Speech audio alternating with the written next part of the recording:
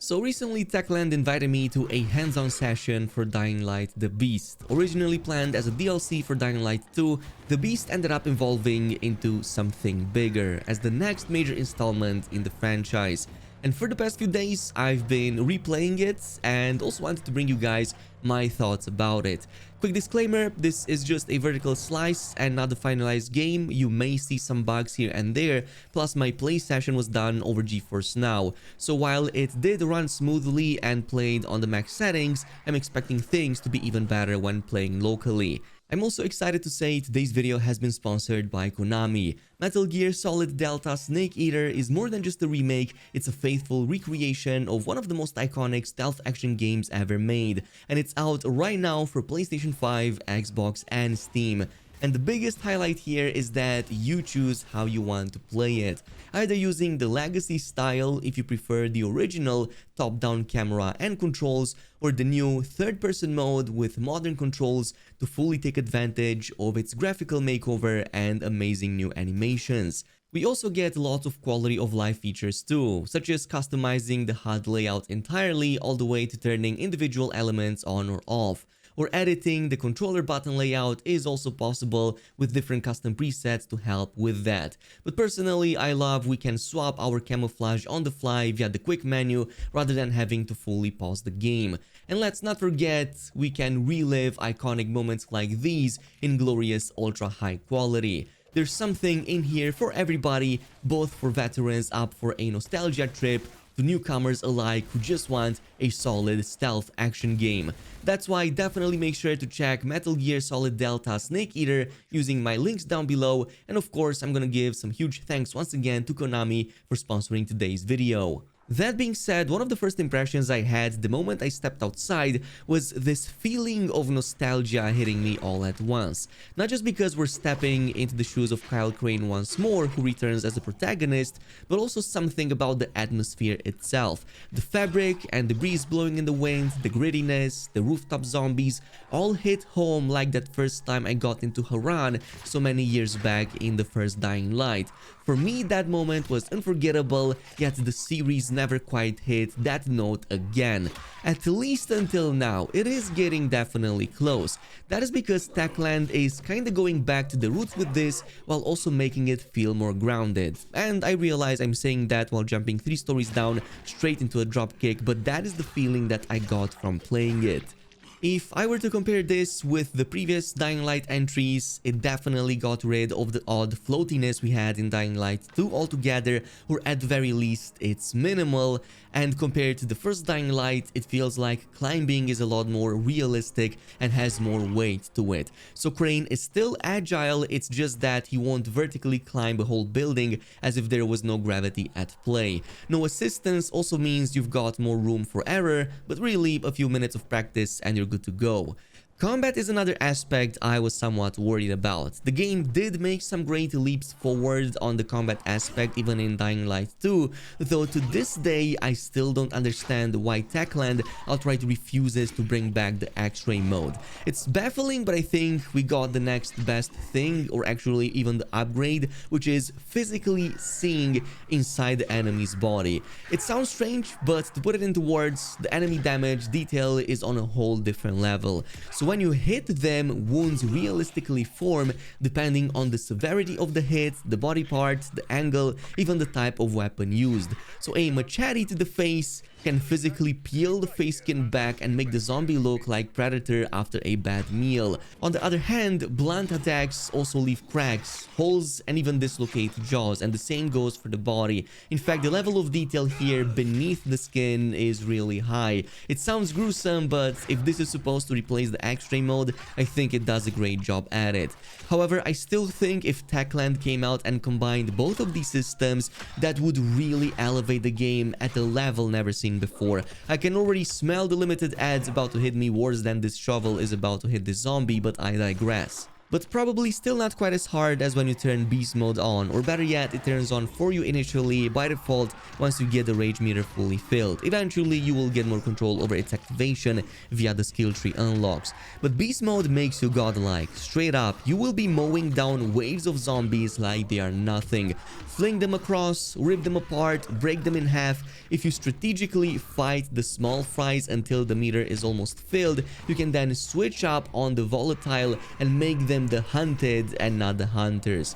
They can still damage you even in this state, but there's nothing like applying some fisted punishment and still have room for more. Eventually you unlock other skills like the ground stomp and whatnot. However, I wish that Techland just ripped the band-aid already and fully commit to this play as a zombie thing altogether, especially since the first game, the multiplayer of it, already felt really fun. So it's odd to see them only incrementally implementing just some of the skills, especially now that there are so many zombie powers and types of infected that got added over the years. I would love a Dying Light game where if I turn into a zombie, I'd like to influence what type of infected I become. This isn't the game for that, I know that, but I'd love to see that in the future.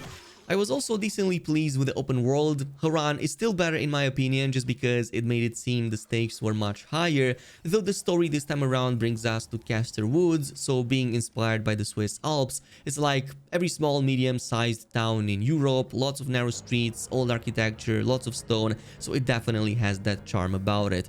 Though I'm not so sure about the naming. Castor Woods kinda sounds like a retirement home, so maybe it's just me, but it kinda sounds like the type of place you bring your grandma to and completely forget about it. It also drives like a town from Europe, so vehicles do make a comeback and you will find them fairly often. Driving through the narrow streets actually felt better than I anticipated, and having zombies on the way to keep you company just makes the rides that much more thrilling and also more fun to fling them across. Missions and points of interest on the map that you mark also conveniently display a GPS line you can then follow straight to your destination without having to go into any menu. However, the vehicles can also run out of fuel after driving for too long.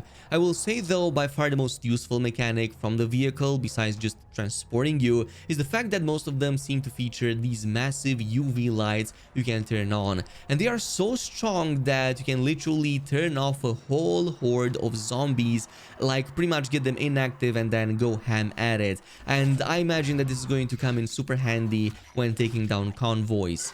As far as the map size, Techland said it's roughly going to be the same size as the first Dying Light, but smaller than the map from Dying Light 2. Also looking at the map, it seems to be split into several districts. So Old Town was the place we got the demo in. This is where we spend the majority of the time, and it's pretty much the city center with supposedly the tallest buildings. But there's also an industrial zone, a rich neighborhood, and we also have the forest mountain trails if the map brochure here is anything to go by.